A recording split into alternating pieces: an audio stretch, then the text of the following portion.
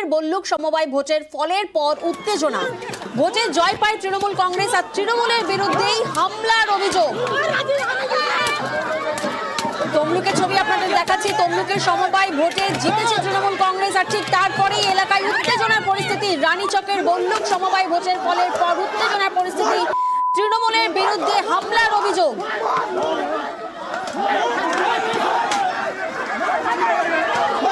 রীতিমতো লাঠি সোটা নিয়ে হামলা, দেখুন সেই ছবি। মারধরের অভিযোগ উঠে আসছে, বাড়ি ভাঙচুর হচ্ছে, যে ছবি দেখা যাচ্ছে।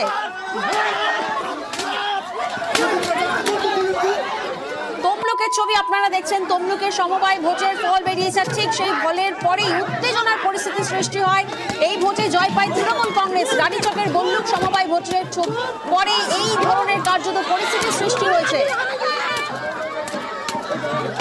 সুজিত এই মুহূর্তে আমাদের সঙ্গে রয়েছেন। সুজিত, যে ছবি আমরা দেখছি, রীতিমতো হাতে লাঠি বাঁশ সোটা নিয়ে একেবারে হামলা চলছে, মারধরের অভিযোগ। এরা কারা?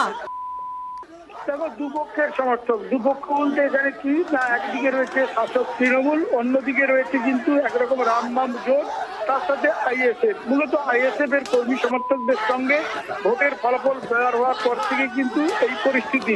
কি পরিস্থিতি না, সমবায় ভোটের ভোট ঘোষণা হয়েছে, ফলাফল তাতে দেখা যায় 44টির মধ্যে 40টি আসলে জয়লাভ করেছে তৃণমূল, কিন্তু তারপরেই বিজয় মিছিল করে তৃণমূল, এমনটাই অভিযোগ করছে আইএসএফ সহ বিরোধীরা। তাদের বক্তব্য, তার পরপরই কিন্তু বিরোধী যারা সমর্থক কর্মী নেতা, তাদের বাড়িতে চড়াও হয়ে ভাঙচুর চালানো হয় মিছিল থেকে, এবং পাল্টা তখন কিন্তু বিরোধীরাও কিন্তু তারাও আসরে নামে। দুপক্ষের হাতে লাঠি সোটা। এক্সক্লুসিভলি নিউজ 18 বাংলায় যে ছবি দেখাচ্ছি তাতেই দেখা যাবে উত্তপ্ত হয়ে উঠেছে গোটা এলাকা, রীতিমতো রণক্ষেত্রের চেহারা। যে ছবি তমলুকের বল্লুক এলাকা, এবং সেখানে কিন্তু দুপক্ষের বহু সমর্থকই কিন্তু আহত হয়েছেন, এবং দুপক্ষই মারামারিতে জড়িয়ে পড়ে। বচসা ছিল, সকাল থেকে হাতাহাতি ছিল, ঠেলাঠেলি ছিল, কিন্তু শেষমেশ রেজাল্টের পর যে এমন পরিস্থিতি হবে এমনটা কিন্তু কেউ ভাবতে পারেনি।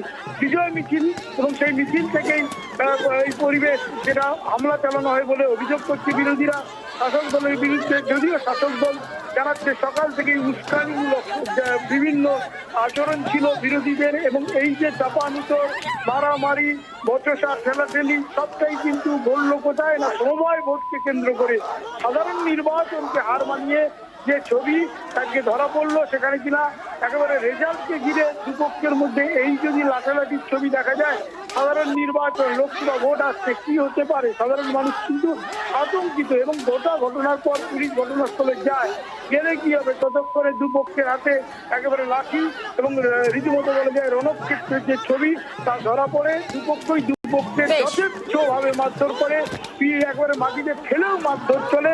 এই যে ঘটনা, তারপরে কিন্তু উত্তপ্ত রয়েছে এলাকা, এবং এখনো পর্যন্ত পুলিশের পিকেট ওই এলাকায় রয়েছে। বেশ,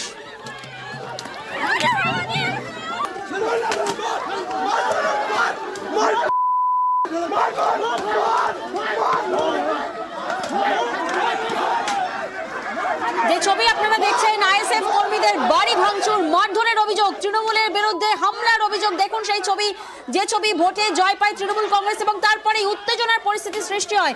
যদিও তৃণমূল অভিযোগ অস্বীকার করছে।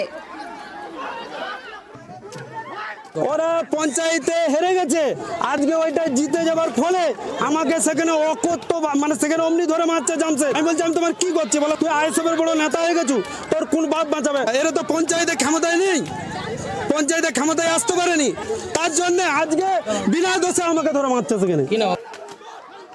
আমাকে ওরা 6-7 জন মিলে ধরে মারধর করে চালু করতেছে। এই বিজেপি আইএসএফ জোট, অবৈধ জোট, এরা হচ্ছে এখানে হেরে যাবে ওরা জানে, তার সত্ত্বেও ওরা জানার সত্ত্বেও আমাকে ধরে এরকম করে মারধর করলো। আজ ছিল 2023-এর প্রাথমিক